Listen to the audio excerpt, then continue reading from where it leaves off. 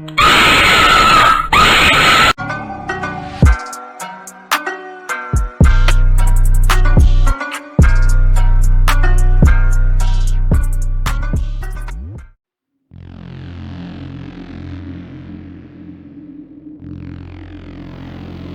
taon na ang nakakalipas nung nagrenta kami ng kwarto ng aking kaibigan sa harap ng ospital na kung saan siya na nagtatrabaho. Ang mismong landlord ang pumili ng aming kwarto at wala namang problema sa aming dalawa ng aking kaibigan. At bago kami pumasok upang tignan ang aming magiging kwarto ay sinabi ng landlord na nagbigti daw ang tao sa kwartong kanyang pinili. At medyo nakangiti siya at nagtawanan na lang kaming tatlo. Nung una ay nakakatakot at natakot kaming dalawa ng aking kaibigan, pero sinabi ng landlord na nagbibiro lang naman daw siya. Sinabi namin na hindi na kami uupa dito, pero pabiro lang naman ang sinabi namin sa kanya, at nagtawanan muli kaming tatlo. Ang hindi namin alam ay totoo palang merong nagbigti sa kwartong iyon at binigay sa aming magkaibigan yun dahil ilang taon nang walang nangungupahan sa kwartong iyon.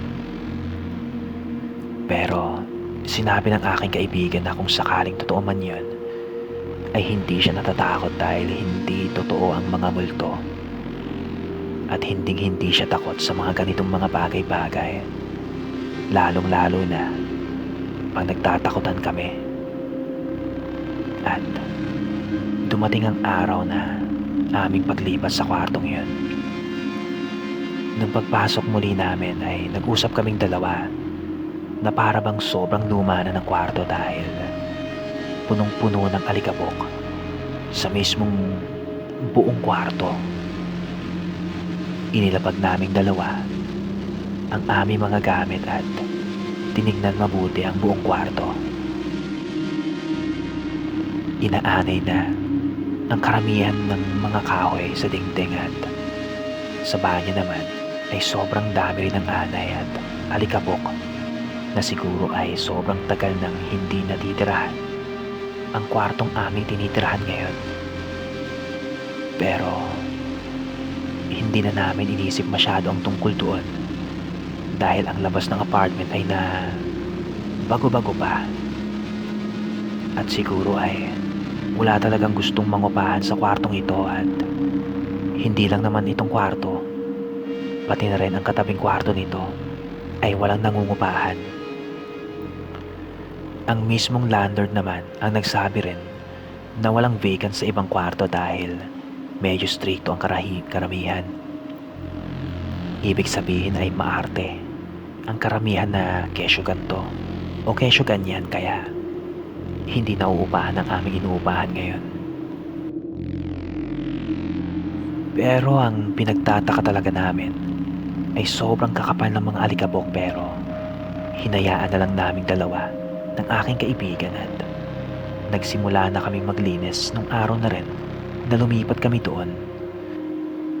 Nagtulungan kaming maglinis ng aking kaibigan at sobrang dudumi talaga ng paligid ng kwarto na kahit mismong sulok ay ang kapal ng alikabok. Ako na ang nagmop ng sahig at sa pagmop ko ay hindi matanggal ang ibang dumi, kaya naman ay kinamay ko ito. At nung pinunasan ko ang pintuan mula baba pataas ay para bang may nakita akong kakaiba sa pinto. Hindi ito matanggal at sa kahit ilang beses ko pang punasan ay hindi talaga ito matanggal-tanggal. At dikit na dikit ito sa pintuan. At nung hindi ko talaga matanggal ay nagpatuloy na ako sa pagpunas pataas ng pintuan at nagtataka ako kung bakit ayaw matanggal talaga nung umatras ako. Upang tignan muli ay isa pala itong anting-anting. Pero Wala naman kaming inisip ng aking kaibigan at siguro ay lahat ng kwartong nasa apartment ay merong anting-anting at nung paglipat namin dito ay hindi rin naman namin napansin kaya binaliwala na lang namin ang aming mga nakita ng aking kaibigan. At nung unang gabi naming dalawa ng aking kaibigan matulog ay sinabi ko sa kanya na kung pwede bang buksan namin ang ilaw sa aming pagtulog. Tinanong ako ng aking kaibigan na pag natutulog ba ako ay bukas ang ba ang ilaw at sinabi kong hindi. Sinabi niya sa akin na huwag akong matakot sa multo dahil walang multo sa mundo at ilang segundo lang nung pagsabi niyang yun ay tinurn off niya kaagad ang ilaw at sabay sabing may kwento daw siya sa akin kinabukasan. Kinabukasan ay hindi na kami nag-usap dahil nagmadali kaming dalawa na mag-ayos at pumasok sa trabaho. Nung pagsapit ng hapon ay sinabi sa akin ng aking kaibigan na matutulog daw siya sa kanyang kamag-anak dahil may problema daw. Nabigla ako dahil ang sabi niya ay maikwento daw siya sa akin at ngayon biglang iiwan ako sa ere na ako lang ang matutulog sa kwartong yun. Binaliwala ko na lang at mag-isa na akong umuwi at natulog din mag-isa at wala naman akong nakita o naramdaman na kung ano-ano. At napaisip ako dahil ang kaibigan kong yun ay mahilig manakot. Magtatanong kung may nakita ba akong multo at mahilig mag-imbento ng mga katatakutan, lalong-lalo na sa mga kakilala niyang matatakutin na isa na rin ako doon. Ang kaibigan kong yun, simula nung tumira kami sa kwartong yun, ay hindi na natutulog doon dahil umuwi siya sa kanyang mga kamag-anak tuwing Biyernes, Sabado at Linggo at wala siyang dahilan kung bakit gusto niyang matulog doon. Wala talaga siyang dahilan. At nung gabing ako ang mag-isang nasa kwarto ay paikot-ikot ako sa kama dahil hindi pa ako inaantok. Nag-iisip-isip ng kung ano-ano sa saradong ilaw ng kwarto. Madilim pero nasasanay na ang aking mga mata at nakikita ang mga bagay-bagay. Pero ang mga ito ay hindi makita ng diretsahan. At nung napatingin ako sa ceiling fan ng kwarto ay may napansin akong parang bumaba ang fan na yun. Para bang babagsak ang ceiling fan. At nag-iisip ako kung titignan ko ba. Inisip ko na siguro ay walang gumamit ng matagal kaya para bang babagsak ito sa kalumaan. Nakahiga lang ako sa kadiliman ng paligid at hindi talaga makatulog at ang kadiliman ng paligid ay para bang mas lalong dumidilim at may naramdaman akong parang may kakaiba nung gabing yun na ako ay nakahiga. At may nakita akong parang babaeng nakalambitin sa ibaba ng ceiling fan at saktong nasa harap ko pa ang ceiling fan na yun na muntik ko nang masaktan ang aking sarili dahil sa gulat. Nung mga oras na yun ay nagsimula na akong matakot, nanginginig at hindi makagalaw sa aking kinahihigaan. Tinanong ko ang aking sarili kung multo ba ang aking nakikita. Kung hindi multo yun, ay ano yun? Sinabi ko na lang sa aking sarili na hindi multo yun at isang anino lang ng isang bagay na para bang naghugis tao pero bakit parang tao talaga? At para bang may galit at lungkot na nararamdaman ng mga sandaling yun. Kung ito ay isang hindi matahimik na kaluluwa, ay wala naman akong ginagawang masama o di kaya ay masamang nagawa sa loob ng kwarto at hindi ako yung tipong nagbubukas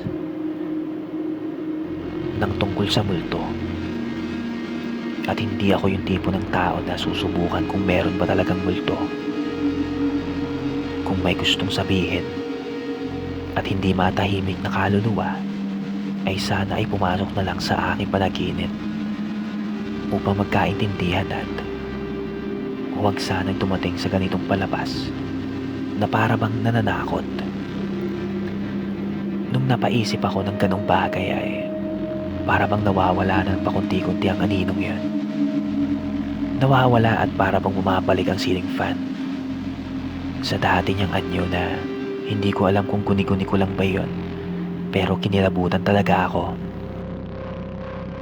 At nung naramdaman kong parang wala na talaga, ay nagmadali kong binuksan ang ilaw at nakahinga ako ng malalim. Ilang araw at gabi ang lumipas nung ako lang mag-isa sa kwartong iyon, ay wala na nagparamdam sa akin. Siguro ay sadyang guni-guni ko lang ang aking mga nakita, pero hugis babae ang aking napansin nung gabing yun. Ilang araw at buwan ang lumipas ay lumipat muli kami ng bagong kwarto na inuupahan namin ng aking kaibigan.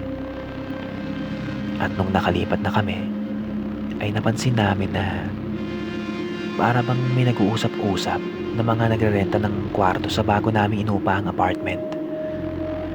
Nag-uusap-usap silang lahat. At isa sa napansin at narinig naming dalawa ay may isang babaeng nagsalita. At nagsalita patungkol sa aking naranasan. At ang narinig namin ay merong isang babaeng singer at may kinakasamang lalaking kasintahan ng babaeng yon. Nabuntis ang babaeng yon at 2 buwan ang bata na nasa kanyang sinapupunan. At nung nalaman ng kanyang kinakasamang lalaki, ay bigla niya siyang iniwan at nung pilit niyang hinahanap ang lalaking yon, ay nakontak niya ng di oras at sinabing pag hindi bumalik nung gabing yon, ay kikitilin niya ang kanyang buhay. Naghintay ang babaeng yon at ilang oras naghintay ay para bang alam niyang hindi na babalik ang kanyang kasintahang nakabuntis sa kanya. At kinitil niya ang kanyang sariling buhay sa pamamagitan ng pagbigti. At nung 3 araw na ang nakalilipas ay may naamoy na mabaho ang katabing kwarto nila. At nung pagbukas ng kwarto ng singer na babaeng yun ay nakita nilang wala na itong buhay at nakasabit ito sa ilalim ng ceiling fan. Nung narinig namin yun ay napaisip ako na siguradong siya ang aninong aking nakita nung gabing yun. Tinanong ko ang babaeng nag-share ng kwentong iyon kung saang apartment siya nagpatiwalakal. At sinabi ng babaeng yun ang pangalan ng apartment.